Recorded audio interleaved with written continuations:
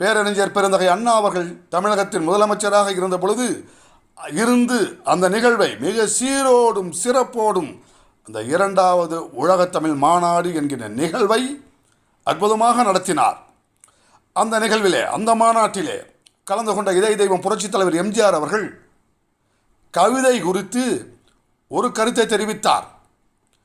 புரட்சித் தலைவர் எம்ஜிஆர் அவர்கள் உரையாற்றுகின்ற பொழுது, அழகும் உள்ளத்து உணர்ச்சியும் சேர்ந்ததுதான் கவிதை என்று புரட்சித் தலைவர் எம்ஜிஆர் அவர்கள் பேசியதும் மாநாட்டிலே வந்திருந்த அனைவரும் கைத்தட்டி தங்கள் மகிழ்ச்சியை வெளிப்படுத்தினார்கள். அந்த கரவொலி அடங்குவதற்கு நீண்ட நேரம் எடுத்துக்கொண்டது. அதை உன்னிப்பாக கவனித்துக் கொண்டிருந்த பேரறிஞர் பெருந்தகை அண்ணா அவர்கள் பேச வந்தார். 2வது உலகத்தமிழ் மாநாட்டிலே பல்வேறு